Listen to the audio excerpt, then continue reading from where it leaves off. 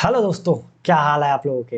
एक बार फिर से स्वागत है HMWB बैंकिंग एग्जाम में। जैसा कि आप लोग जानते हैं कि मैं संजय कुमार मौर्य आप लोगों के लिए लेके आया हूँ सिलेक्शन का होम्योपैथ, जिसमें मैं आपको अर्थमेटिक के मिक्स्ड क्वेश्चन की प्रैक्टिस कराता हूँ ताकि आपकी अर्थमेटिक जो है इम्प्रूव हो सके और आप कम से कम टाइम में ज़्यादा से ज़्यादा क्वेश्चन सॉल्व कर पाए। और ये तभी पॉसिबल है जब आप ढेर सारी प्रैक्टिस करते हो। तो इसी प्रॉब्लम को दूर करने के लिए मैं आपको डेली मिक्स्ड क्वेश्चन की प्रैक्टिस कराता हूँ। ठीक है, तो आप हमारे साथ जुड़िए और अपने मिक्स्ड क्वेश्चन की प्रैक्टिस कीजिए और अपनी स्पीड आप इम्प्रूव कीजिए। तो चलिए ज़्यादा टाइम न लेते हुए बढ़ते हैं क्वेश्चन की तरफ।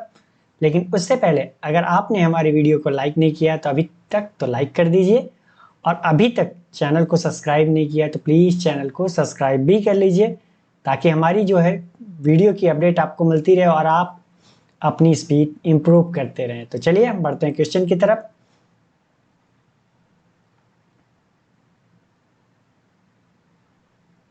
और आज का हमारा पहला क्वेश्चन है ये, आप इसे पढ़िए, सॉल्व करने की कोशिश कीजिए, फिर मैं बताता हूँ इसे करना कैसे। मैं यही कहूंगा आपसे कि आप क्वेश्चन को कम से कम 2 बार तो जरूर से जरूर पढ़ें। ठीक है, जितनी बार आप क्वेश्चन को पढ़ते हो ना, तो क्या होता है कि क्वेश्चन आपको बताता है कि मुझे करना कैसे है, और आपके अंदर भी कॉन्फिडेंस आता है।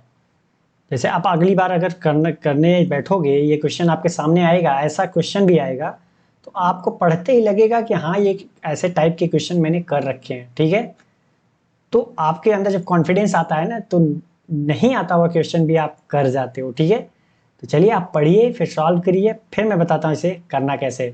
तो मैं आपको देता हूँ 1 मिनट का टाइम, उसके बाद मैं बताऊंगा। ठीक है,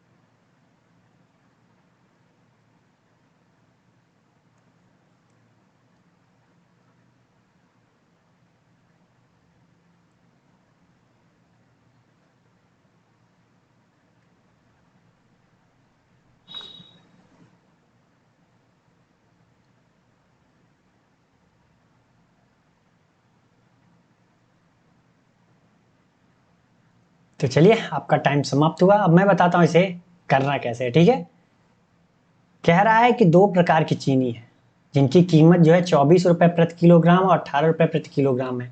इन्हें मिलाकर 35 रुपए प्रति किलोग्राम की अंकित मूल्य पर बेचा जाता है।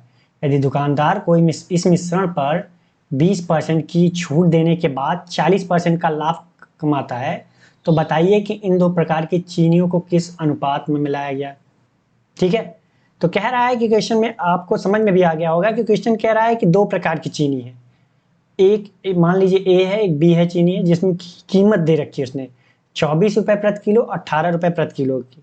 और कितनी कितनी क्वांटिटी है वो हमें नहीं दे रखी है। ठीक है, और क्या कर रहे हैं कि दोनों को आपस में मिला दे रहे हैं, और जब मिला दे रहे हैं तो उसे जो है वो 35 रुपए क्या कर रहा है कि मार्क प्राइस पर बेच रहा है, और उसमें भी क्या कर रहा है 20% का डिस्काउंट देके 40% का प्रॉफिट कमा रहा है। ठीक है, तो हमें क्या करना होगा ऐसे क्वेश्चन में, सबसे पहले आपको क्या पता होना चाहिए भाई, अलग अलग कीमत पता है। ठीक है, क्वांटिटी नहीं पता है, क्वांटिटी तो हमसे पूछ ही रहा है कि क्वांटिटी का रेशियो क्या होगा, तो हमें मिक्सचर का भी तो कॉस्ट प्राइस पता होना चाहिए। ठीक है, ऐसे क्वेश्चन में 3 चीजें पता होनी चाहिए। अगर आपसे रेशियो पूछे तो चीनी की अलग अलग प्राइस, ठीक, और उसके बाद मिक्सचर की कॉस्ट प्राइस, मतलब 3 कॉस्ट प्राइस आपको पता होने चाहिए। ठीक है, तो 2 तो कॉस्ट प्राइस दिया ही है, अलग अलग दिया है इनका। अब यहाँ पे दिया है कि मार्क प्राइस 35 रुपए किलोग्राम, तो हम क्या करते हैं, पहले जो परसेंटेज वाला होता है हमने बताया ना कि उसको पहले सॉल्व करते हैं।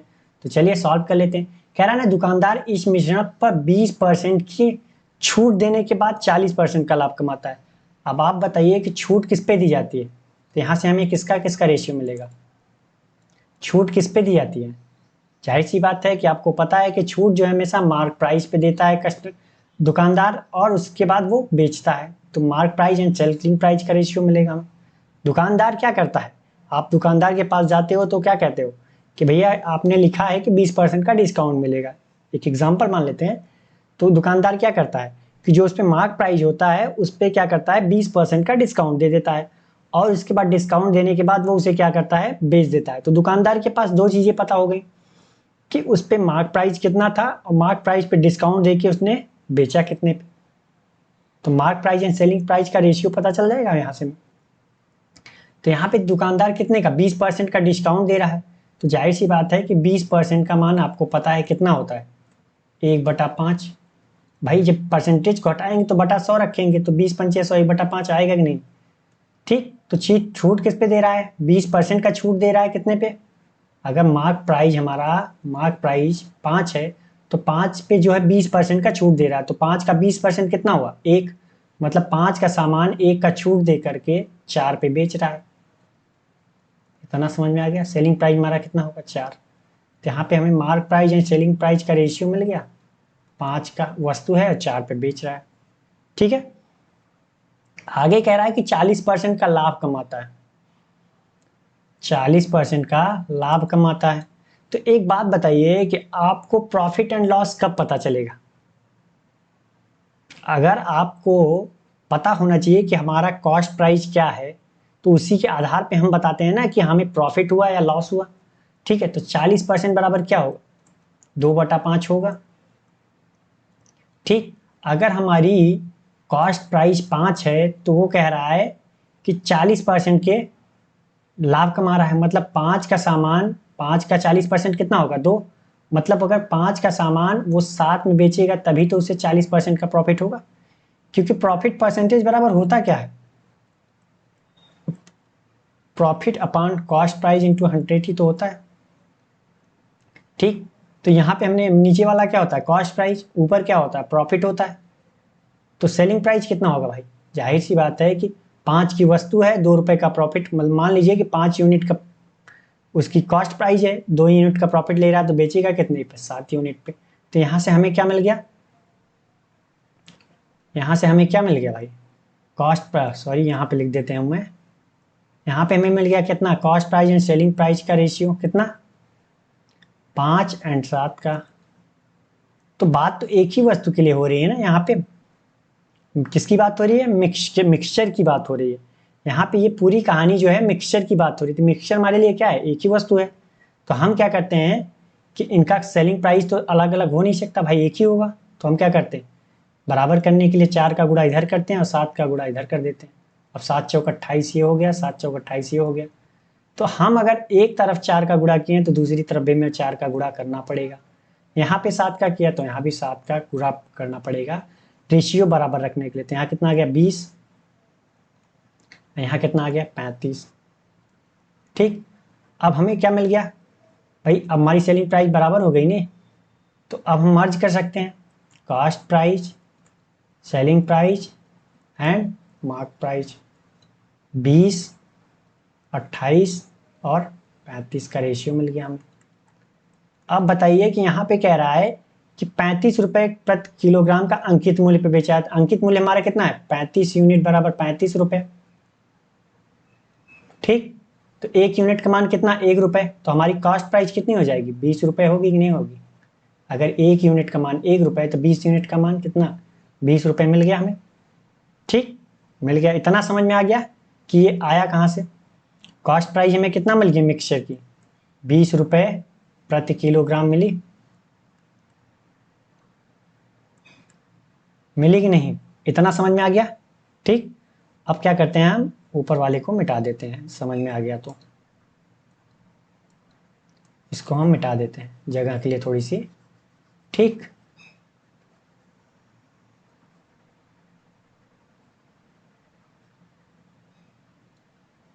तो चलिए अब आगे चलते हैं। अब यहाँ पे हमने माना क्या है, मान लिया कि एक चीनी जो है हमारी, मान लिया एक चीनी की मात्रा कितनी, पहली चीनी की मात्रा कितनी है, 2 चीनी है, एक पहली एक दूसरी मान लेते हैं। पहली चीनी की मात्रा कितनी है, पहली चीनी की मात्रा हमने मान लिया कितना x किलोग्राम। ठीक है, तो इसकी कॉस्ट प्राइस क्या हो जाएगी पहली चीनी की कॉस्ट प्राइस कितनी होगी भाई टोटल, क्योंकि x किलो वो खरीद रहा है और कितने की कीमत से 24 रुपए प्रति किलो, तो उसकी टोटल कॉस्ट प्राइस कितनी हो जाएगी 24x। टोटल कॉस्ट प्राइस कह सकते हो कितनी हो जाएगी चीनी ए की 24x रुपए। ठीक, अब मान लिया दूसरी चीनी की, माना दूसरी चीनी की मात्रा कितनी है, दूसरी चीनी की मात्रा हमने मान लिया y किलोग्राम। ठीक, कितना मान लिया आपने y किलोग्राम। तो दूसरी चीनी की टोटल कॉस्ट प्राइस कितनी हो जाएगी, कॉस्ट प्राइस भाई 1 किलो की कीमत 18 रुपए है, तो y किलो की कीमत कितनी हो जाएगी 18y रुपए प्रति किलो, सॉरी रुपए हो जाएगी। ठीक, 18 रुपए हो जाएगी, 18y रुपए हो जाएगी टोटल कॉस्ट प्राइस। ठीक है, आप क्या कर रहे हैं कि आप अलग अलग इनकी प्राइस हमें पता है कि नहीं। अब हम क्या करते हैं, इनको मिला देते हैं। जब हमने मिला दिया तो इनकी टोटल कॉस्ट प्राइस पता हो जाएगी कि नहीं। पहली चीनी और दूसरी चीनी को हमने क्या मिला कर दिया, मिला दिया। पहली चीनी प्लस दूसरी चीनी, पहली चीनी प्लस दूसरी चीनी क्या किया हमने, मिला दिया। तो अब क्या होगा, अब टोटल कॉस्ट प्राइस कितनी हो जाएगी भाई इनकी टोटल कॉस्ट प्राइस कितनी हो जाएगी, इनकी टोटल कॉस्ट प्राइस कितनी होगी भाई। पहली की टोटल कीमत कितनी थी 24x और दूसरे की कितनी कीमत थी 18y। टोटल कॉस्ट प्राइस कितनी हो गई भाई, इतनी हो गई 24x प्लस 18y। मतलब हमने क्या किया, इतना में खरीदा था। ठीक, इतना समझ में आ गया। अब हमें क्या है, मिक्सचर की भी कॉस्ट प्राइस पता है। तो मिक्सचर की टोटल कॉस्ट प्राइस कितनी होगी,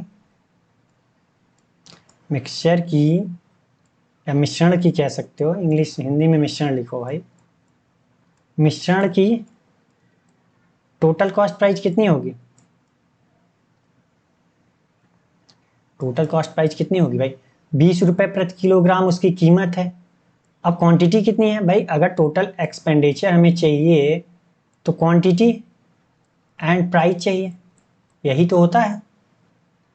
तो क्वांटिटी हमारे पास कितनी है, प्राइस हमारे पास कितनी है 20, क्वांटिटी कितनी है भाई x किलो ये था चीनी एक पहली चीनी x किलो थी और दूसरी चीनी कितनी थी y किलोग्राम। तो टोटल कितनी थी x प्लस वाई। तो हमारी टोटल एक्सपेंडिचर कितनी आ गई भाई, टोटल कॉस्ट प्राइस कह सकते हो कितनी है मिक्सचर की x प्लस वाई। इसको हम आगे भी सॉल्व कर सकते हैं 20x प्लस 20y। ये क्या हो गया, इक्वेशन नंबर 2 मान लेता हूँ, इसको 1 मान लेता हूँ। ये भी क्या है हमारी चीनी की मिक्स किया तो उसकी भी टोटल कॉस्ट प्राइस तो यही है, टोटल कॉस्ट प्राइस ये भी है। जब अलग अलग था हमने मिक्स किया और जब मिश्रण को 20 रुपए उसका हमें क्या मिल गया, कॉस्ट प्राइस मिल गया। तो मिलाने के बाद मिक्सचर की जो कॉस्ट प्राइस थी वो कितनी थी 20 रुपए प्रति किलो। तो ये भी क्या है हमारा, ये भी हमारी मिक्सचर की कॉस्ट प्राइस है, ये भी टोटल मिक्सचर की कॉस्ट प्राइस है। तो क्या होंगे, आपस में बराबर हो जाएंगे। इक्वेशन 1 बराबर इक्वेशन 2 से। ठीक है, इक्वेशन 1 बराबर इक्वेशन 2 से। तो कितना हो जाएगा ये भाई, इधर 24x प्लस 18y, इसको इधर कर देता हूँ थोड़ा सा, बराबर इधर कितना हो जाएगा 20x प्लस 20y। तो इधर इसको इधर ले जाते हैं तो कितना आ जाएगा 4x और इधर कितना बचेगा 2y। तो x बाई वाई का रेशियो कितना आ जाएगा भाई 2 दूनी 4, 2 1 इधर आएगा। तो यहाँ रेशियो कितना आ जाएगा हमारा, कितना आएगा x बराबर 1 y बराबर कितना 2, कितना आ गया x बराबर 1 y बराबर 2। तो हमसे पूछा क्या था भाई, दोनों चीनियों के किस अनुपात में मिलाया जाए। तो अनुपात ही तो पूछा था, हमारा क्या था, पहली चीनी x किलो मिलाई थी दूसरी y, और दोनों का अनुपात हमें मिल गया कितना 1/2। तो कौन सा सही है हमारा ये। तो ये हमारा क्या था, प्रॉपर बेसिक मेथड था। एग्जाम में ये नहीं करना भाई, एग्जाम में आपको ये नहीं करना है। ये प्रॉपर बेसिक मेथड था, समझ में आ गया होगा आपको, ठीक है। तो जो समझाने की कोशिश की है मैंने, आपको समझ में भी आ गया होगा। आपको ये नहीं करना है, ठीक है, ये आपको सिर्फ समझने के लिए था कि ये आता कैसे। आपको करना है दूसरा मेथड जो कि होता है हमारा, ठीक, जो हमारा होता है क्या, मिक्सचर एलिगेशन का फॉर्मूला ही यूज करते हैं, मिक्सचर एंड एलिगेशन का, ठीक है। इसमें भी क्या होता है कि यहाँ पे भी कॉस्ट प्राइस, यहाँ पे भी कॉस्ट प्राइस हम रखते हैं, कितनी है 24 रुपए प्रति किलोग्राम ये है, और यहाँ पे क्या है कॉस्ट प्राइस 18 रुपए प्रति किलोग्राम। तो मिक्सचर की यहाँ पे क्या रखेंगे, मिक्सचर ये 1 की रखेंगे, यहाँ 2 की रखेंगे, यहाँ पे क्या रखते हैं हम, मिक्सचर की कॉस्ट प्राइस। तो मिक्सचर की कॉस्ट प्राइस कितनी आई थी हमारी 20 रुपए। तो अब हम इसे सॉल्व कर लेते हैं। तो यहाँ पे कितना आएगा 4, यहाँ पे आएगा 2, यहाँ पे आ गया कितने का रेशियो 2 और 1 का, 1 और 2 का रेशियो मिल गया हमें। ये हमारा जो आता है वो क्वांटिटी का रेशियो आता है, क्योंकि आपको पता है कि हमने यहाँ क्या कहा, अगर कॉस्ट प्राइस देखी जाए तो बोला क्या है 24 रुपए प्रति किलो। तो अगर हमने रुपए ऊपर ले लिया यहाँ पे, तो हमारे नीचे क्या आएगा केजी, केजी क्या होती है क्वांटिटी होती है। तो यहाँ पे क्या आ गया हमारा 1:2, ठीक। हाँ, लेकिन आपको मिक्सचर यहाँ से मिक्सचर का कॉस्ट प्राइस निकालना पड़ेगा, ठीक है। तो समझ में आ गया होगा। बढ़ते हैं अगले क्वेश्चन की तरफ, और अगला क्वेश्चन है हमारा ये, आप इसे पढ़िए, सॉल्व करने की कोशिश कीजिए, फिर मैं बताता हूँ इसे करना कैसे, ठीक है। तो चलिए आप अपना सॉल्व कीजिए, फिर मैं बताता हूँ।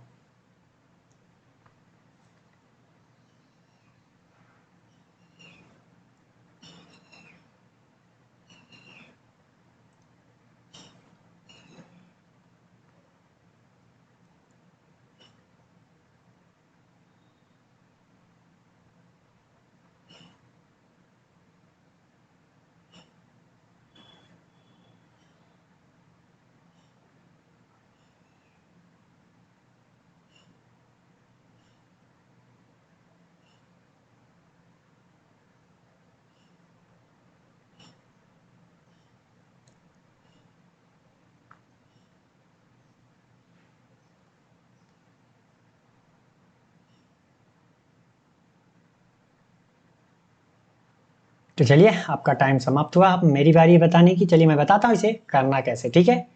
कह रहा है एक साझेदारी व्यवसाय में ए ने बी की तुलना में 40% कम निवेश किया।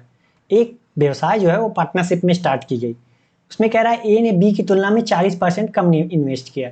7 महीने बाद ए और बी ने अपने अपने निवेश में से क्रमशः 600 और 1200 की वृद्धि कर दी। यदि एक वर्ष के अंत में ए और बी के लाभ के हिस्से का अनुपात 53:90 है, तो ए का प्रारंभिक निवेश कितना था, ये पूछ रहा है हमसे। तो हमें क्या चाहिए भाई, हमने आपको बताया कि प्रॉफिट बराबर क्या होता है, ठीक, इन्वेस्टमेंट इनटू टाइम, करते जाओ कहानी जो कर रहा है, ठीक है। तो यहाँ पे कह रहा है कि ए और बी का हम रेशियो निकाल लेते हैं। भाई ए और बी इन्वेस्टमेंट कितना कर रहा है, बोल रहा है ना कि ए ने बी की तुलना में 40% कम इन्वेस्ट किया। 40% की बात कर रहा है, तो 40% का मान कितना हो 2/5 होता है। तो बोला क्या है, ए ने बी की तुलना में, बी की तुलना में, तो तुलना किससे की जाती है हमेशा, नीचे वाले से। तो बी हमारा हो जाएगा ये। तो कह रहा है ना कि 40% कम इन्वेस्ट किया, तो 5 का 40% कितना होगा 2। तो मतलब उसने 5 में 2 कम इन्वेस्ट किया। तो इन्वेस्ट कितना किया उसने, 5 में से 2 गया 3 ही तो इन्वेस्ट किया उसने। तो हमें रेशियो कितना मिल जाएगा 3 और 5 का। तो हम मान लेते हैं कि उसने ए ने कितना इन्वेस्ट किया, भाई एग्जैक्ट वैल्यू नहीं पता, तो हम मान लेते हैं 3x, और यहाँ पे हमने कितना मान लिया 5x। भाई रेशियो में तब भी बराबर ये देखा जाए तो रेशियो निकालेंगे तो x और x कैंसिल हो जाएगा, 3 और 5 का रेशियो मिल रहा है कि नहीं मिल रहा है, ठीक। अब यहाँ पे कह रहा है कि 7 महीने बाद, अब दोनों ने कितना, ये पैसा तो 7 महीने के लिए इन्वेस्ट किया, इसने भी 7 महीने के लिए इन्वेस्ट किया। अब कह रहा है कि अपने अपने निवेश में से क्रमशः 600 और 1200 की वृद्धि करते हैं। 7 महीने तक इतना इन्वेस्ट किया उन्होंने, ठीक। अब हम क्या करते हैं कि अब इन्वेस्ट कितना किया था उन्होंने 3x, अब 600 रुपए की वृद्धि कर दी, तो अब कितना हो जाएगा उनका 3x प्लस 600 होगा। यहाँ पे कितना हो जाएगा भाई, 1200 इन्वेस्ट अधिक किया, तो पहले 5x थी उसकी इन्वेस्टमेंट, अब 1200 की वृद्धि कर दिया, इतनी हो जाएगी। कह रहा है एक वर्ष के अंत में, एक वर्ष में 7 महीने तो यहाँ बीत गए थे, अब बचा कितना महीना, 5 महीना। यहाँ कितना बच गया, 5 महीना। भाई प्रॉफिट चाहिए तो इन्वेस्टमेंट इनटू टाइम। अब क्या करते हैं, इनको सॉल्व कर लेते हैं, इनका निकाल लेते हैं हम रेशियो। ठीक, तो अब हमें प्रॉफिट का रेशियो मिलेगा यहाँ पे, क्योंकि investment and time, investment and time, investment and time, investment and time, तो हमें क्या मिल जाएगा, प्रॉफिट का रेशियो मिलेगा। मैंने आपको एक चीज़ और बताई है कि ये एग्जैक्ट प्रॉफिट नहीं मिलता। ऐसा नहीं कि आपने इन्वेस्टमेंट कितना किया और टाइम से गुणा कर दिया तो आप जाके अपने किसी जिसको दिया उससे मांगने लगे, हाँ भैया कि मैंने 5,000 रुपये दिए थे, 12 महीने के लिए दिए थे, तो 12 पंचे 60,000 तुम मुझे दो। ऐसा नहीं होता भाई। हाँ, दो लोगों के बीच जब प्रॉफिट के डिवाइड करने की बात आती है, तो हम उनके प्रॉफिट जो डिवाइड करते हैं, तो इन्वेस्टमेंट एंड टाइम का मल्टीप्लाई करते हैं दोनों का, उनके बीच जो रेशियो आता है उसमें हम उनके प्रॉफिट को डिवाइड करते हैं, जितना भी मिलेगा। ठीक है, ये चीज़ होती है। तो यहाँ पे हमारा कितना आ जाएगा भाई, 7 3 21, यहाँ कितना होगा, 5 3 15, 21 और 15 कितना हो जाएगा, 36x हो जाएगा। यहाँ पे कितना हो जाएगा, 5 छक्के 30, मतलब 3,000, इतना मिल गया। यहाँ 7 25 35 और 5 25, 35 25 कितना, 60x हो गया। यहाँ पे कितना हो जाएगा, 12 पंचे 60, मतलब 6,000। तो हमें यहाँ क्या मिल गया, ये भी प्रॉफिट का रेशियो है। आगे भी उसने कहा है कि ए और बी के लाभ के हिस्से का अनुपात। भाई दो दो प्रॉफिट का रेशियो दिया, ये भी प्रॉफिट का रेशियो, ये भी प्रॉफिट का रेशियो, तो हम इसके बराबर इसको दिखा सकते हैं कि नहीं। तो हम क्या करते हैं, ये भी हमारा प्रॉफिट 36x प्लस 3,000, और बटे में कितना, भाई रेशियो है तो कितना, बटे में 60x प्लस 600, तो सॉरी 12 पंचे 60, मतलब 6,000। यहाँ कितना हो जाएगा भाई, दिया कितना है, 53 और 90 का रेशियो दिया है। ये भी तो प्रॉफिट का ही रेशियो है, ये भी हमारा प्रॉफिट का रेशियो है, तो दोनों क्या होंगे, बराबर होंगे। अब हम सॉल्व कर लेते हैं। तो ऊपर से क्या कॉमन है, 12 कॉमन हो सकता है, तो 12 हमने कॉमन कर दिया, तो 12 3 36, और 12 दूना 24, 12 पंचे 60, 250 आया ऊपर। नीचे कितना, 60 सीधा कॉमन है, तो यहाँ कितना, x प्लस 100 बच जाएगा। यहाँ कितना हो गया हमारा, 53/90। अब सॉल्व कर लेते हैं। तो ये 12 पंचे 60 और 5 का गुणा किया तो इधर 18, ठीक, इतना हो गया। अब हम क्या करते हैं, इसका गुणा इधर, इसका गुणा इधर, तो 18 3 54 x हो गया। 18 में 25 का गुणा किया तो कितना होगा भाई, 18 दूना 36, 9 45, 4500 हो गया। इधर इधर कितना हो जाएगा, 53x, और 53 में 100 का गुणा किया तो 5300 हो गया। अब क्या करते हैं कि 53x को इधर लाते हैं, तो बचेगा कितना, 54 में से एक गया, 53 गया तो एक बचेगा, और 4500 इधर ले जाते हैं तो कितना बचेगा, 800। कितना बच गया, 800। x का मान हमें कितना मिल गया, 800। तो हमसे पूछ रहा है कि a का प्रारंभिक निवेश कितना था। भाई a ने कितना निवेश किया था, यही 3x तो इन्वेस्ट किया था, ये तो टाइम है हमारा। कितना इन्वेस्ट किया था, 3x, तो x का मान 800, तो 3x का मान कितना हो जाएगा, 2400 होगा। ठीक, तो कौन सा सही है हमारा, ये डी वाला।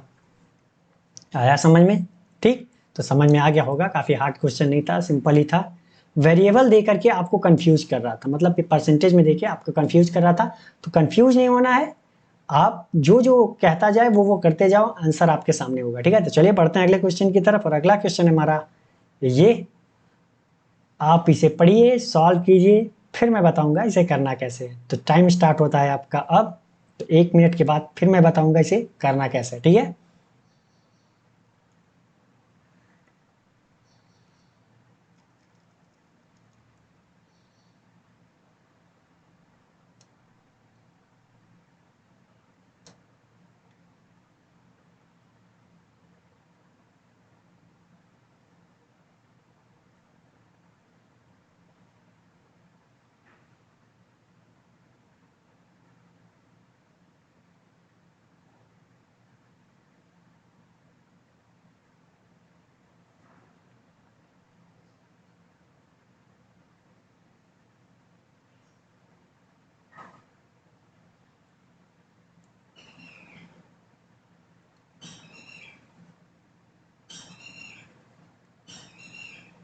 तो चलिए आपका टाइम समाप्त हुआ। अब मेरी बारी बताने की, मैं बताता हूँ इसे करना कैसे। ठीक है, कह रहा है एक फल विक्रेता हर 4 सेब की खरीद पर 2 सेब मुफ्त दे देता है और साथ ही 20% की छूट भी देता है।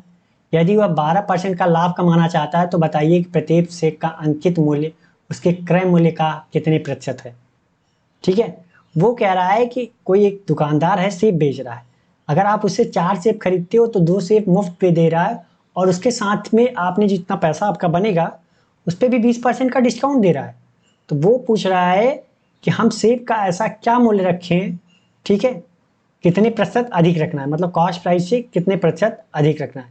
तो अगर हमें इनके बीच का रेशियो पता हो जाए या एग्जैक्ट वैल्यू पता हो जाए, तो यहाँ पे एग्जैक्ट वैल्यू वाली कहानी तो कुछ दे नहीं रखी है।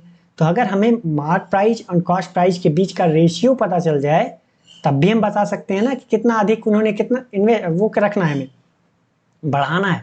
ठीक है, तो चलिए सॉल्व करते हैं। तो एक क्या है, एक फल विक्रेता 4 सेब की खरीद पर 2 सेब मुफ्त में देता है। तो यहाँ पे आप देखिए कॉस्ट प्राइस और सेलिंग प्राइस का रेशियो दिया है कि नहीं, एक हिसाब से कि आपको 4 सेब, दुकानदार को आप कितने सेब दे रहे हो, सेब का पैसा 4 सेब का पैसा दे रहे हो, लेकिन आप उससे ले कितना रहे हो, 6 सेब ले रहे हो। पैसा तो आपने 4 ही का दिया, अब मिला कितना, 6। या फिर दुकानदार की तरफ से देख लीजिए कि उसको पैसा जो मिला, कॉस्ट प्राइस जो मिली वो 4 का मिला, लेकिन उसने अपनी जेब से जो सेब दिया वो कितने दिया, 6। 4 सेब का पैसा मिला और 6 सेब दिया उसने, तो रेशियो क्या मिल गया, 2:3 का। 2:3 का रेशियो मिल गया यहाँ से। अब आगे कह रहा है कि साथ वो 20% की छूट भी देता है। तो छूट के लिए हमने क्या बताया कि mark price and selling price का रेशियो मिलता है। तो 20% का मान आप जानते ही हैं कितना होता है भाई, 1/5। मतलब 5 की वस्तु थी, मार्क प्राइस उसका था 20% डिस्काउंट, मतलब 1 का डिस्काउंट दिया, तो सेलिंग प्राइस बेचा कितने पे, 4 पे। भाई 5 पे 5 का 20% कितना, 1। 1 की छूट दे दिया, मतलब 5 का सामान था, 1 का छूट दे दिया, तो बेचा कितने पे, 4 का। ठीक, ये हमें मिल गया। अब एक कंडीशन और कह रहा है उसी सेब पे कि यदि वह 12% का लाभ कमाना चाहता है, तो प्रॉफिट कमाना चाहता है तो बेचेगा कितने पे भाई। तो यहाँ से हमें क्या मिलेगा, cost price and selling price का रेशियो मिलेगा। तो 12% का मान क्या होता है, 12% को अगर उसमें चेंज करेंगे फ्रैक्शन में तो 12/100 लिखेंगे। तो 4 दें 12, 25। अगर हमारा कॉस्ट प्राइस 25 है तो 12% का प्रॉफिट चाहिए, तो 25 का 12% कितना होता है, 3 होता है। तो बेचेगा कितने पे उसे, सेलिंग प्राइस उसकी कितनी होगी भाई, 25 से 3 अधिक पे मतलब 28 पे बेचेगा, तभी ना प्रॉफिट होगा उसे। तो यहाँ पे हमें क्या मिल गया, कॉस्ट प्राइस हमारी कितनी, 25, और यहाँ सेलिंग प्राइस कितनी, 28। ठीक, अब यहाँ पे देखिए कि कॉस्ट सेलिंग प्राइस यहाँ 3 है, यहाँ 4 है, यहाँ 28 है। तो हम क्या करते हैं कि इनको मर्ज करना है, तो मर्ज करने के लिए हम क्या करेंगे, mark price, selling price and cost price कर देते हैं। जो चीज़ कॉमन हो उसको हम बीच में रखते हैं, ठीक, और जो कॉमन नहीं है उनको किनारे किनारे रखने की कोशिश करते हैं। तो यहाँ पे mark price and selling price का रेशियो क्या मिल गया, पहला वाला 5 एंड 4 का। यहाँ पे देखा जाए तो cost price and selling price का रेशियो कितना मिला, cost price and selling price का कॉस्ट प्राइस हमारा कितना है, 2, एंड सेलिंग प्राइस कितना है, 3। एक और रह गया, यहाँ पे cost price and selling price का रेशियो कितना मिल गया हमें, cost price and selling price का रेशियो कितना मिल गया हमें। यहाँ पे देखा जाए तो कॉस्ट प्राइस हमारी कितनी है, 25, और यहाँ पे कितनी है, 28। तो एक चीज़ आप जानते रहिए कि अब ये बगल में जगह खाली है, यहाँ भी खाली है, तो हम यहाँ क्या रखेंगे भाई, जगह जब आपके पड़ोस में खाली है तो यूज़ तो आप ही करोगे भाई, कुछ नहीं। गांव वाले को आपने देखा होगा, शहर वाले तो नहीं करते। गांव वाले क्या करते हैं, गोबर ही पातना स्टार्ट कर देते हैं भाई, नहीं तो जानवर ही डालना तो ये पड़ोसी कब्जा कर लेते हैं इस पर। तो ये इन्होंने कब्जा कर लिया, और ये पड़ोसी इनके थे तो इन्होंने कब्जा कर लिया। अब इनके पड़ोसी जो थे ये थे 4, तो इन्होंने कब्जा कर लिया। अब हम सॉल्व कर लेते हैं इनको। तो अगर इनके बीच कुछ कट रहा है तो काट देते हैं। देखा जाए तो 4 यहाँ है, 4 यहाँ है, 4 7 28 यहाँ है। ठीक, और कुछ कट रहा है, 3 3 यहाँ है, लेकिन यहाँ नहीं कट रहा है, 5 इसमें नहीं है, इसमें है। तो अब क्या करते हैं, अब सॉल्व कर लेते हैं। तो 5 या 15 7 105, और यहाँ पे कितना है, 28 दूना 56 तेया 87 84, ठीक। और यहाँ कितना है 25 दूना 50। तो अब पूछ क्या रहा है कि प्रत्येक सेब का अंकित मूल्य उसके क्रय मूल्य का कितने प्रतिशत है। अब भाई कॉस्ट प्राइस का कितने प्रतिशत है, मार्क प्राइस, तो मार्क प्राइस कितना है 105। और पूछ किससे रहा है, कॉस्ट प्राइस से, तो कॉस्ट प्राइस नीचे। अब परसेंटेज में चाहिए तो हम क्या करेंगे 100 से गुणा। भाई परसेंटेज में चाहिए तो हम क्या करेंगे 100 से गुणा कर दिया, तो 50 दूना 100, ये कितना होएगा 210% आ गया हमारा। कहने का अर्थ कॉस्ट प्राइस का 210% हमारा क्या है, मार्क प्राइस है। तो कौन सा सही है हमारा, ये सी वाला। समझ में आ गया, तो समझ में आ ही गया होगा भाई, इतना डीपली मैंने समझाने की कोशिश की है। ठीक है, तो चलिए बढ़ते हैं अगले क्वेश्चन की तरफ। अगला क्वेश्चन है हमारा ये, आप इसे पढ़िए, सॉल्व करने की कोशिश कीजिए, फिर मैं बताता हूं इसे करना कैसे। ठीक है, आप ये मत सोचिए कि जितना लंबा मैं बता रहा हूं उतना लंबा आपको करना है। भाई ये तो मैं आपको समझाने के लिए बता रहा हूं कि इतना लंबा कि ऐसे ऐसे होता है, एक एक पॉइंट में लिख रहा हूं। जब आप कैलकुलेशन करने लगोगे ना, तो क्वेश्चन पढ़ते ही आधा कैलकुलेशन आपके माइंड में हो जाएगा और आधा पेन पे लिखना पड़े, कॉपी पे लिखना पड़ेगा। और कॉपी पे आप उतना लिखोगे जितना आप अपने माइंड में सेव नहीं कर सकते, भूलने का डर रहता है, वही चीज लिखते हो, तभी आपका सिलेक्शन हो पाएगा। ठीक है, तो जितनी ज़्यादा आप प्रैक्टिस करोगे उतना ज़्यादा कैलकुलेशन माइंड में ऑटोमेटिक होता जाएगा। ठीक है, तो आप ये मत सोचिए कि एक दिन में ये सब हो सकता है, एक दिन में नहीं होगा भाई। आप डेली बाई डेली जब प्रैक्टिस करोगे तभी होगा।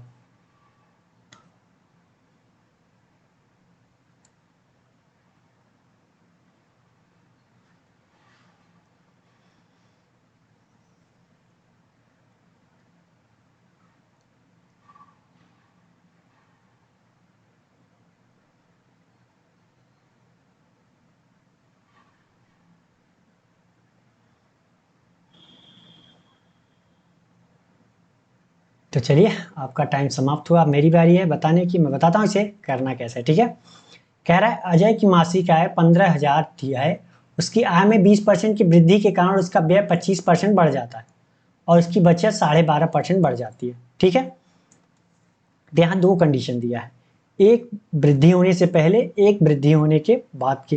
तो हम वृद्धि होने के पहले वाले को मान लेते हैं ओल्ड मान लेते हैं, वृद्धि होने के बाद की न्यू मान लेते हैं।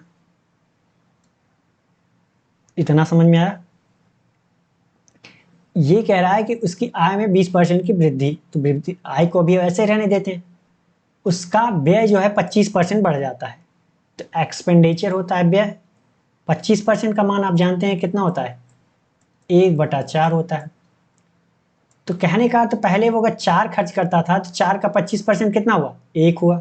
तो अब कितना खर्च कर, पहले वो 4 खर्च करता था, अब बढ़ गया 25%, मतलब 1 बढ़ गया, अब हो गया 5। तो पहले वो 4 खर्च करता था, अब कितना खर्च कर रहा है वो 5। ठीक है, 4 और 5 का रेशियो मिल गया। आगे कह रहा है उसकी बचत 12.5% बढ़ जाती है, सेविंग की बात कर रहा है। सेविंग उसकी कितनी बढ़ जाती है 12.5%, और 12.5% का मान जानते हैं कितना होता है भाई, 1/8 होता है। ठीक, अगर उसकी पहले कितनी थी ओल्ड में 8 की, तो 12.5% मतलब 1, अब कितनी हो जाएगी भाई 9। न्यू कितनी हो जाएगी सेविंग उसकी 9, पहले उसकी सेविंग थी 8, अब उसकी सेविंग हो जाएगी 9। ठीक है, तो यहाँ पे किसकी बात हो रही है, एक्सपेंडिचर की, यहाँ बात हो रही है सेविंग की। तो हम मान लेते हैं कि पहले उसकी एक्सपेंडिचर कितनी थी, खर्च कितनी थी, 4x रुपए थी, और अब कितनी हो गई 5x रुपए। भाई दोनों तरफ रेशियो बराबर रखना है, तो हम क्या करेंगे x x का गुणा करके मान लिया हमने। और यहाँ पे हमने माना कि पहले उसकी सेविंग 8y होती थी, अब कितनी हो गई 9y हो जाएगी तब। इतना समझ में आया। अलग अलग हमने x और y क्यों माना, क्योंकि भाई ये एक्सपेंडिचर है, इनके इनके बीच का रेशियो क्या है, रेशियो सिर्फ दिया है ना, एग्जैक्ट वैल्यू तो दे नहीं रखी है। तो हमें क्या करना पड़ेगा, अलग अलग मानना पड़ेगा। अगर कहीं से रिलेट किया होता इनको तो हम मान सकते थे, कहीं से रिलेट तो किया नहीं है ना। ठीक, तो हमें क्या मिल जाएगा, इनकम मिल जाएगी। आपको पता है ना कि इनकम बराबर क्या होता है, अगर आपका पैसा कमा रहे हो तो या तो आप सेव करोगे या तो खर्च करोगे, दो ही कंडीशन है। कहीं भी खर्च करो वो अलग की बात है, या तो पैसा सेव करोगे या तो खर्च करोगे। तो इनकम बराबर क्या होता है, सेविंग प्लस एक्सपेंडिचर, एक्सपेंडिचर माने खर्चा, या तो सेव करोगे या तो खर्च करोगे। खर्च कहीं भी करो वो अलग की बात है, खर्च सभी उसी में आ जाएंगे, खाने पीने घूमने मनोरंजन करने में जो भी आप खर्च करो, ठीक है।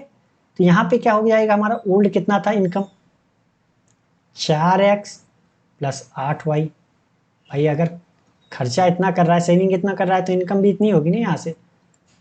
यहाँ पे कितना हो जाएगी इनकम उसकी 5x प्लस 9y, ठीक। अब यहाँ पे अब आ जाइए, पहले उसने बोला है कि उसकी आय में 20% की वृद्धि के कारण, तो उसकी ओल्ड और न्यू आय की बात हो रही है ना, ओल्ड और न्यू की बात हो रही है। तो 20% की वृद्धि हो रही है, मतलब किसकी इनकम की बात हो रही है, ठीक। तो पहले 20% का मान क्या होता है 1/5, तो पहले 5 थी, अब बढ़ के कितनी हो गई न्यू में 6। ये इनकम, ये भी इनकम का रेशियो है, ये भी इनकम का रेशियो है, तो हम क्या करते हैं रख देते हैं। तो 4x प्लस 8y ये ओल्ड है, ये न्यू है 5x प्लस 9y। यहाँ पे क्या है ओल्ड है प्लस न्यू है। अब सॉल्व कर लेते हैं, इसका गुणा इधर इसका इधर कर लेते हैं, तो कितना हो जाएगा 24x प्लस 8×48y, ये कितना होएगा 25x प्लस 9×5=45y। अब सॉल्व कर लेते हैं, 24x को इधर लाते हैं 45y को इधर, तो ये कितना हो जाएगा भाई x बचेगा, 25 में से 24 क्या x बचेगा, इसको इधर लाएंगे तो कितना बच जाएगा 3y। तो x बराबर 3y। तो हमसे पूछा क्या है, उसकी प्रारंभिक बचत कितनी है, उसकी प्रारंभिक बचत कितनी है, हमसे ये पूछा है। तो उसकी इनकम कितनी है यहाँ देख लेते हैं हम, उसकी इनकम कितनी है प्रारंभ में, भाई कितनी है 15,000 बोला है ना। 4x देख लीजिए, 4x यहाँ पे प्रारंभिक इनकम कितनी है 4x प्लस 8y बराबर कितना 15,000, ओल्ड की बात कर रहा है ना। और यहाँ से x बराबर 3y मिला हमें, तो यहाँ कितना हो जाएगा, अगर x के यहाँ 3y रखा तो कितना हो जाएगा 4×3 = 12, 12y हो जाएगा, प्लस 8y बराबर कितना 15,000। तो 12×8 कितना 20y, 20y बराबर कितना 15,000। तो y बराबर कितना हो जाएगा हमारा 15,000/20 हुआ। हमसे पूछ क्या रहा है भाई, उसकी प्रारंभिक बचत कितनी थी, उसकी प्रारंभिक ओल्ड मतलब प्रारंभिक मतलब क्या ओल्ड की बात कर रहा है, ओल्ड में उसकी बचत कितनी थी 8y थी। तो अगर y का मान इतना तो 8y का मान कितना हो जाएगा, 8y का मान कितना होगा भाई 15,000/20 गुणित 8, y की जगह हमने रख दिया, ठीक। सॉरी मिटा देता हूँ ये,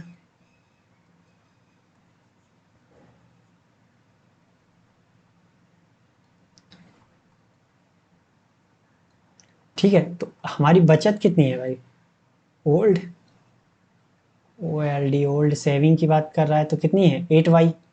तो 8 और y की जगह कितना रख दिया भाई 15,000/20।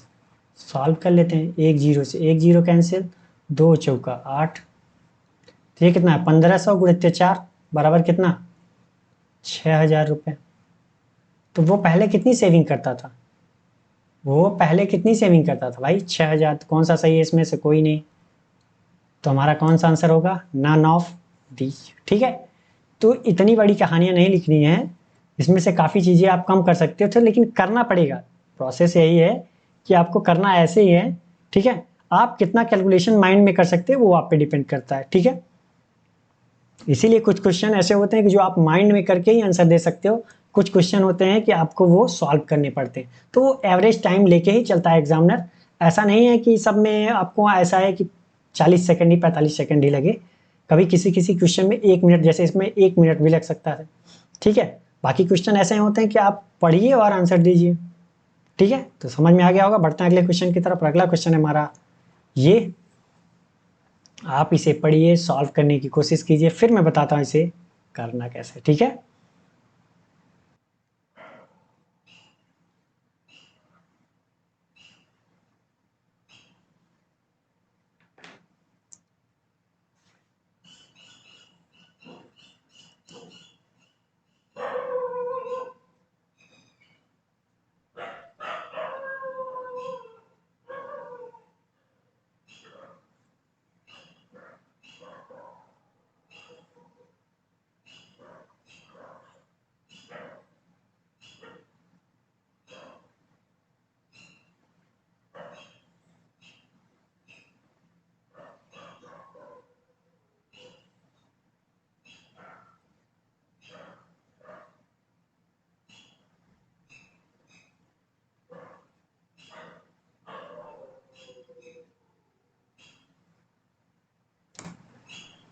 तो चलिए आपका टाइम समाप्त हुआ। अब मैं बताता हूँ इसे करना कैसे, ठीक है।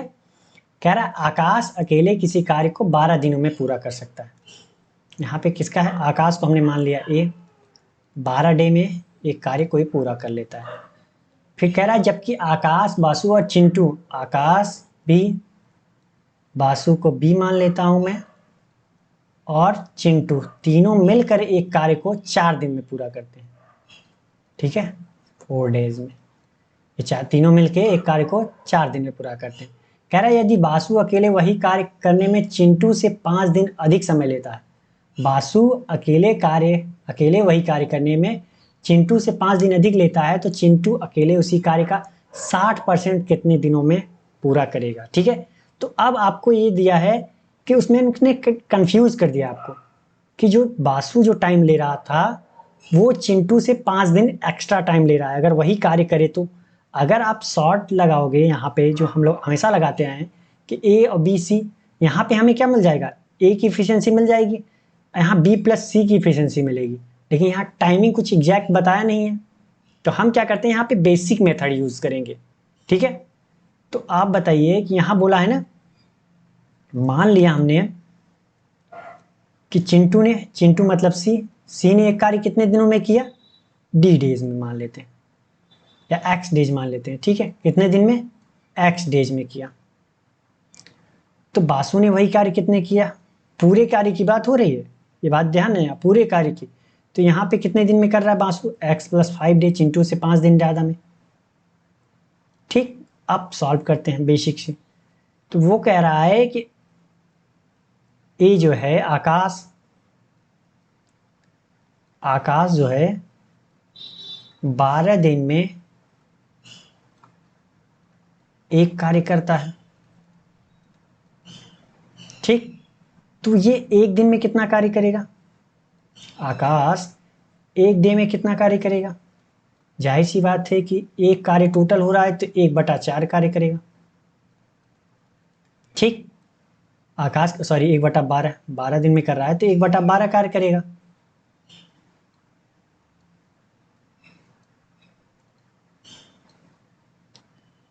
अब उसी प्रकार आ जाते हैं किसकी, बासु की।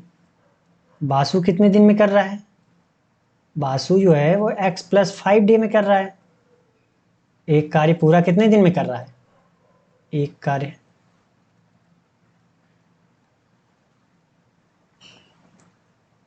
तो एक डे में कितना करेगा बासु, कितने दिन, एक दिन में कितना कार्य करेगा, 1/x प्लस 5 कार्य। अब उस किसकी बात कर लेते हैं, बासु के हो गया। अब चिंटू की बात कर लेते हैं, चिंटू की बात कर लेते हैं। चिंटू कितने दिन में कर रहा है, एक्स डे में कर रहा है, कितना कार्य भाई, एक कार्य मतलब पूरे कार्य की बात हो रही है, एक पूरा कार्य कर रहा है सबका वही, ठीक है।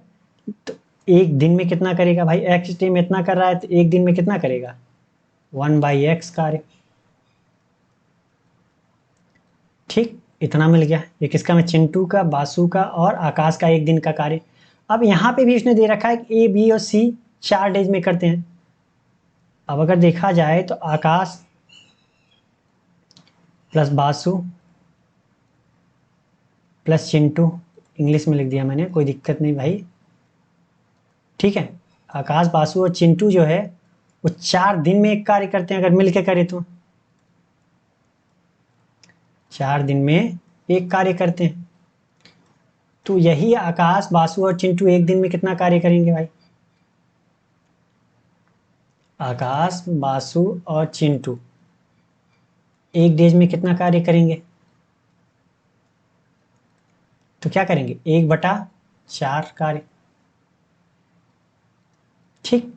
तो यहाँ पे देखिए कि एक दिन में ये इतना कार्य कर रहा है आकाश, एक दिन में बासु कितना कार्य कर रहा है, इतना, एक दिन में चिंटू कितना कार्य कर रहा है, इतना कार्य कर रहा है। कलर चेंज कर देता हूँ मैं, ठीक है। एक दिन में ये इतना कार्य कर रहा है, एक दिन में ये इतना कार्य कर रहा है, एक दिन में ये इतना कार्य कर रहा है, और ये तीनों मिलकर कार्य कर रहे हैं तो एक दिन में कितना कार्य कर रहे हैं, ये इतना कार्य कर रहे हैं भाई, अलग अलग एक दिन में इनकी इफिशियंसी। अब ये बात हो गई इफिशियंसी की, एक दिन का कार्य मतलब क्या हो गया, इनकी इफिशियंसी। तो ये जब एक दिन में साथ मिलकर कार्य कर रहे हैं, 1/4 कर रहे हैं, और अगर इनको अलग अलग एक दिन का कार्य जोड़ दिया जाए तब भी तो इन्हीं के बराबर होगा। भाई एक दिन में इतना कार्य कर रहे हैं और इनका अलग अलग कार्य एक दिन का जोड़ दिया जाए तब भी तो बराबर होगा। कहने का अर्थ ये तीनों की इफिशियंसी मिला के इफिशियंसी है कितनी, 1/4। ये ए की इफिशियंसी, ये बासु की इफिशियंसी, ये चिंटू की इफिशियंसी, ए बी सी की इफिशियंसी।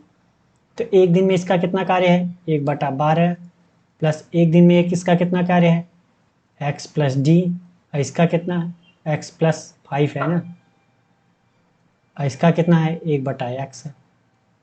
भाई सबका एक दिन का, ये तीनों मिलके एक दिन में इतना कार्य करते हैं, ये तीनों अलग अलग एक दिन में इतना कार्य करते हैं, तो है तो एक ही दिन का कार्य ना इनका, साथ में ही तीनों का अलग अलग जोड़ दिया। जैसे मैंने उसमें कहा था मिक्सचर में कि क्या करते थे कि अलग अलग उनकी प्राइस जोड़ देते थे, और फिर क्या है कि मिक्सचर की कॉस्ट प्राइस। तो यहाँ पे तीनों की जो 4 दिन में कर रहे थे तो उनके एक दिन का कार्य हमने निकाल लिया, और तीनों के अलग अलग एक दिन के कार्य जोड़ दिए, तो ये आपस में क्या हो गए, बराबर। अब सॉल्व कर लेते हैं, तो इसको 4 को इधर लाएंगे तो 1/4 माइनस 1/12। अब इसको क्या करते हैं, ये इधर रह गया तो इसको सॉल्व कर लेते हैं, इसका गुणा इधर, इसका गुणा इधर। तो यहाँ ऊपर कितना हो जाएगा, 2x प्लस 5 हो जाएगा, नीचे कितना होएगा, x प्लस 5। यहाँ कितना होएगा भाई, इसका एलसीएम कितना, 12। 12 को 4 से भाग दिया, कितना आएगा ऊपर, 3। यहाँ 1, 12 1 का 12, नीचे 12। तो यहाँ कितना आएगा, 2x प्लस 5। यहाँ कितना आएगा, एक्स स्क्वायर प्लस 5x, अंदर गुणा कर दिया तो यहाँ कितना बच गया, 2, और 2 छंग के 12, 2/12। यहाँ कितना, 2x प्लस 5, कितना, एक्स स्क्वायर प्लस 5x, 2 छंग के 12, 6 आया, 6 का गुणा इधर किया, इसका गुणा इधर कर दिया, तो ये कितना हो जाएगा, एक्स स्क्वायर प्लस 5x, और 6 का गुणा इधर किया तो 12x प्लस 6 पंचे 30। इसको इधर लेके आते हैं तो कितना आएगा, एक्स स्क्वायर माइनस 7x, भाई इधर माइनस में, ये प्लस में तो 7x, और माइनस 30। ये हमारा क्या बन गया, एक इक्वेशन बन गया, ठीक।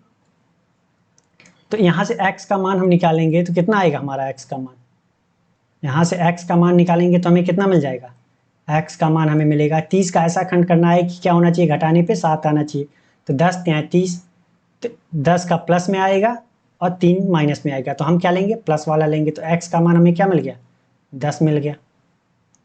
x का मान हमें कितना मिल गया, 10 मिल गया। तो कह रहा है क्या कि चिंटू अकेले उसी कार्य का 60% कितने दिन में करेगा, उसी कार्य का 60% कितने दिन में करेगा, ठीक। तो आप बताइए कि टोटल कार्य हमारा कितना था, एक एक का 60% कितने दिन में करेगा, टाइम पूछ रहा है। टोटल हमारा कार्य कितना था, एक का 60% मतलब 60/100। अब कितने दिन में कर रहा है, एक दिन में कितना कार्य कर रहा है, आप बताइए चिंटू एक दिन में कितना कार्य कर रहा है, 1/x कर रहा है कि नहीं, 1/x कर रहा है, तो x की जगह हमें क्या रखना है, 10, ठीक। एक की जगह हमें क्या रखना है, 10। भाई टोटल कार्य इतना करना है, एक दिन में इतना कार्य कर रहा है, तो कितने दिन में पूरा कार्य कर लेगा, 1/60/100, ये 10 ऊपर चला जाएगा तो 10, 1 2 1 2, तो यहाँ कितना आ गया हमारा 6। कौन सा आंसर, हमें 6 डे मिल गया, 6 डे में काम कंप्लीट कर लेगा वो, ठीक है। समझ में आ गया होगा। मैंने इतना लंबा इसलिए बताया ताकि एक एक पॉइंट देखिए, मैंने समझाया है आपको। आप, मैं तो चाहता तो आप यहाँ से डायरेक्ट मैं कर सकता था, और आप भी प्रैक्टिस जब कर लोगे ना तो ये कहानियां लिखने की जरूरत नहीं पड़ेगी, आप डायरेक्ट यहाँ से, जहाँ से मैंने ब्लैक वाला लिखा है यहाँ से आप डायरेक्ट लिखोगे। अब भाई एक एक पॉइंट तो सॉल्व नहीं करोगे, जाहिर सी बात है कि आप काफ़ी चीज़ें इसमें भी कम कर सकते हो, ठीक है। तो समझ में आ गया होगा, बढ़ते हैं अगले क्वेश्चन की तरफ। अगला क्वेश्चन है हमारा ये, आप इसे पढ़िए, सॉल्व करने की कोशिश कीजिए, फिर मैं बताता हूँ इसे करना कैसे, ठीक है।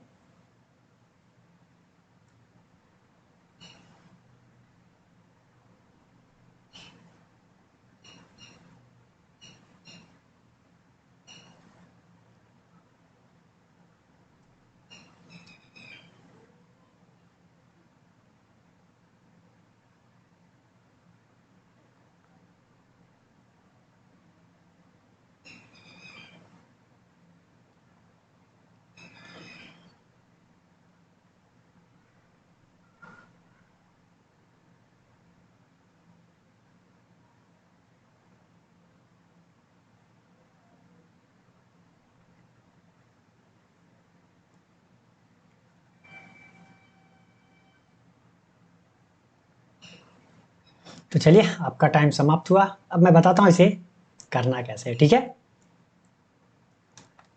तो कह रहा है एक रेलगाड़ी जिसकी लंबाई x मीटर है 240 मीटर लंबे पुल को 20 सेकंड में पार करती है। यदि वही रेलगाड़ी एक ऐसे प्लेटफॉर्म को 24 सेकंड में पार करती है जिसकी लंबाई रेलगाड़ी की लंबाई से 2 गुनी है, ठीक है। तो रेलगाड़ी की गति बतानी है। तो एक बात बताइए कि क्या कह रहा है कि 240 मीटर लंबे पुल को पार करना है, ट्रेन हमारी अभी यहाँ है, तो वो कितने टाइम में 20 सेकंड में पार करती है।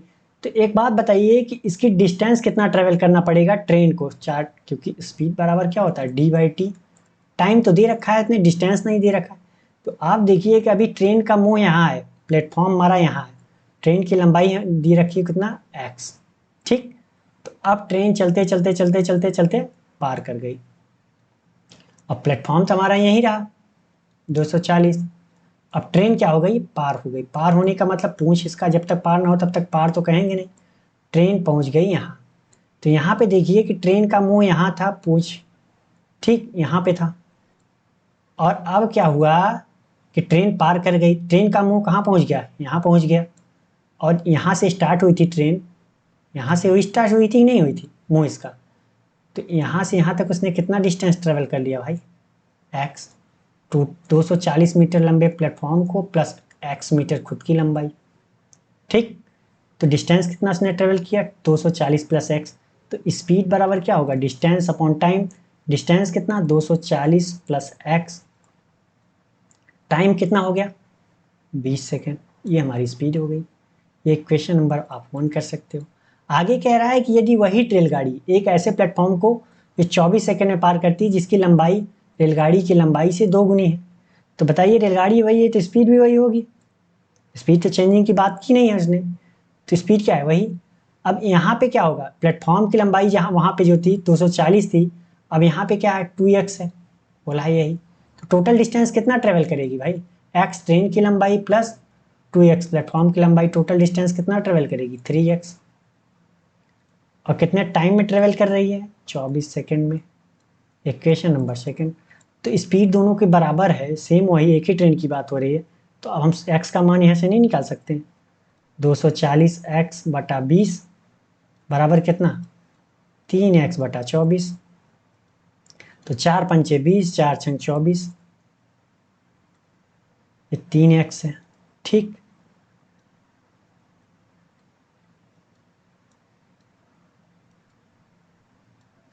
ये कितना है 3x। तो इसका गुणा इधर कर देते हैं या फिर इसको ऐसे सॉल्व कर लेते हैं, ठीक। 5 चौक 20, 5 अट्ठे 40, ठीक। 3 दूनी 6। तो यहाँ कितना होगा 240 प्लस एक्स होगा भाई, सॉरी 240 प्लस एक्स कटेगा नहीं, सॉरी कुछ गड़बड़ हो गया, फिर से बता देता हूँ, ठीक है। वो मैंने 240 एक्स लिख दिया इसलिए कन्फ्यूजन हो गया। यहाँ पे कितना है 240 प्लस एक्स है बटा कितना 20, यहाँ कितना 3x बटा 24। तो यहाँ कितना 4 पंचे 20, 4 छक्के 24, 3 दूनी 6। अब इसका गुणा इधर, इसका गुणा इधर कर देते हैं। तो 24 दूना 48, 480 प्लस कितना 2x। और इधर कितना हो जाएगा, 5 का गुणा किया तो 5x हो जाएगा। इसको इधर लाएंगे तो 3x, 480 x बराबर कितना 16 3 48, 160। x का मान 160 आ गया। तो स्पीड हमसे पूछा है तो v बराबर हम किसी भी एक समीकरण में रख सकते हैं भाई 3x का मान कितना 160 बटा 24। ये किस में आएगा, एक बात याद रखिए कि ये मीटर पर सेकंड में, क्योंकि यहाँ भी मीटर है यहाँ भी मीटर है ये भी सेकंड, तो मीटर पर सेकंड में इसकी स्पीड अभी है। तो हमसे पूछा क्या है किलोमीटर प्रति घंटा में, तो क्या करेंगे मीटर पर सेकंड में चेंज करने के लिए 5/18 से गुणा करते हैं और किलोमीटर प्रति घंटा में चेंज करने के लिए 18/5 से कर देंगे। अब सॉल्व कर लेते हैं। 6 चौके 24, 6 तिरिक 18, यहाँ 4 चौके 16 40, यहाँ 5 छट्टे 40, तो 3 तिरिक्का 9, 8 72, कितना हो जाएगा 72 किलोमीटर प्रति घंटे की स्पीड आ गई कि नहीं आ गई हमारी।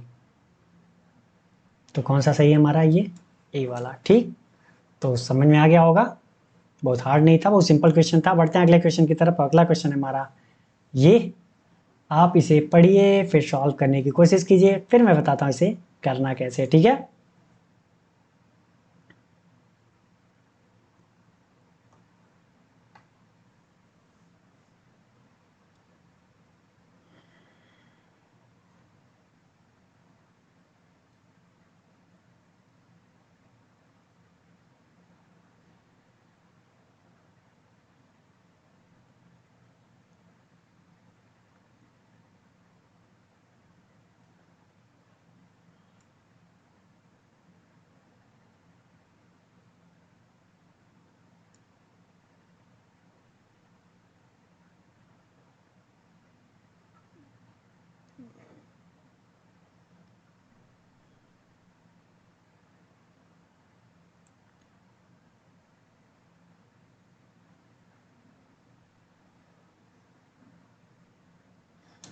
तो चलिए, आपने कर लिया, मेरी बारी बताने की। मैं बताता हूँ इसे करना कैसे। ठीक है, कह रहा है आशुतोष और बंटी मिलकर किसी कार्य को 10 दिन में पूरा कर सकते हैं।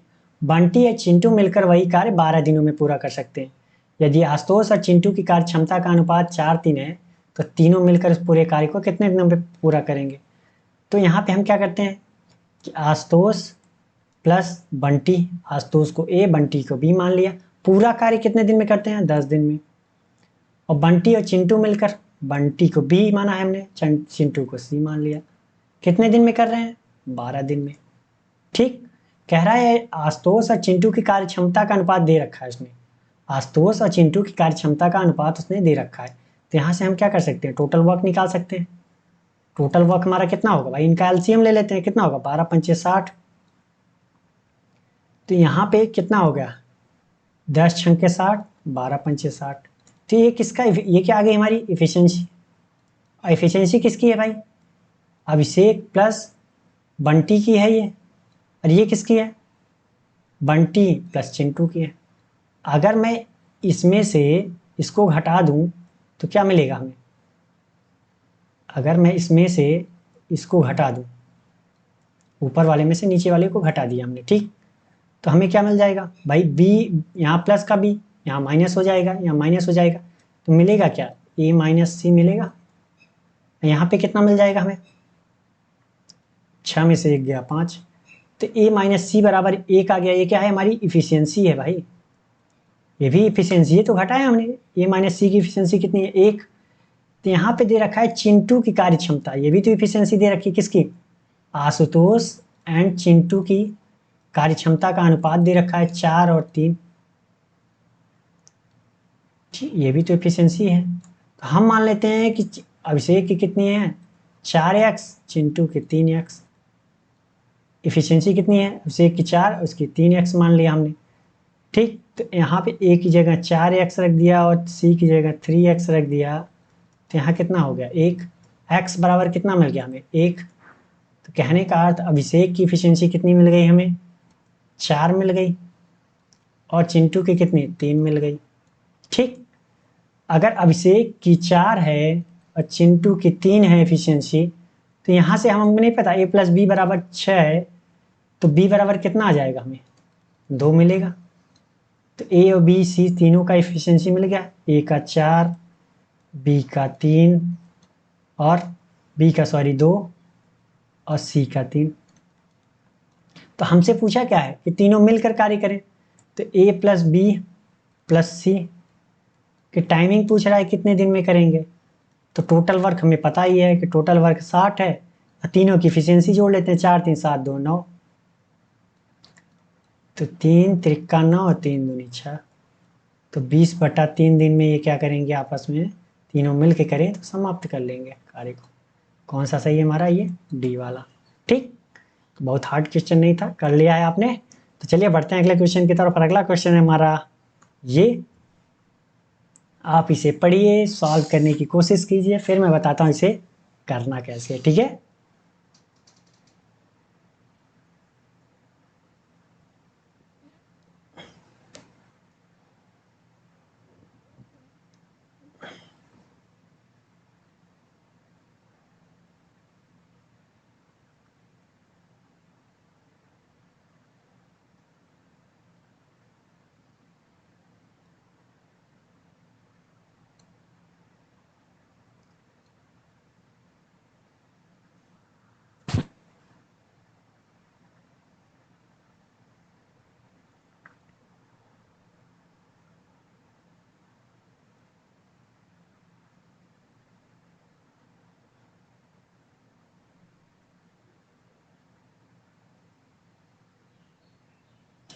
तो चलिए आपका टाइम समाप्त हुआ, मैं बताता हूँ इसे करना कैसे, ठीक है। कह रहा है 2 वर्षों की अवधि में एक कार्यालय के कर्मचारियों की संख्या पहले 12.5% और फिर कितने की 25% की वृद्धि हुई, ठीक है। इस अवधि में लड़कों की संख्या में 40% की वृद्धि हुई और लड़कियों की संख्या में 165 बढ़ गई। यदि प्रारंभ में लड़कों और लड़कियों की संख्या समान थी तो कार्यालय की अंतिम जनसंख्या कितनी थी, ठीक है। टोटल जनसंख्या अंतिम कितनी थी ये पूछ रहा है हमसे। तो हमने मान लिया कि कार्यालय की टोटल जनसंख्या कितनी है, हमने 80x मान लिया। अब 80x क्यों माना, क्योंकि यहाँ पे 12 मतलब 1/8 1/4 है, तो ठीक है। तो कह रहा है कि 2 वर्षों में, एक साल में कितना बढ़ गया, 12.5% बढ़ गया। कितना बढ़ गया, 12.5%। और 80 का 12.5% कितना होगा, जाहिर सी बात है कि कितना होगा 10x। भाई जाहिर सी बात है कि 80 का 12.5% मतलब कितना है, 1/8 कितना होगा, ये होगा 10। यहाँ पे 8 था, सॉरी, 10x होगा कि नहीं, 10x क्या हो गया, बढ़ गया। अब ये कितना हो गया, 90x हो गया। फिर कह रहा है कि 25% की वृद्धि हो रही है, फिर 25% की वृद्धि हो रही है। तो 25% मतलब कितना, 90 का 1/4, 1/4 कितना होगा भाई इसका, 45 दूना 90 और 45 का आधा कितना 22.5, तो 22.5x की वृद्धि हो गई। तो ये कितना हो जाएगा, 90 22 कितना होगा भाई, 90 20 110, 110 और 2.5 कितना होगा 112.5x, इतना हो गया, 2 साल में इतना हो गया, ठीक। लेकिन उसने एक बात कही है कि प्रारंभ में जो है वो लड़के और लड़कियों की संख्या बराबर थी, मतलब बॉय एंड गर्ल्स की जो संख्या थी वो कितनी थी, बराबर थी।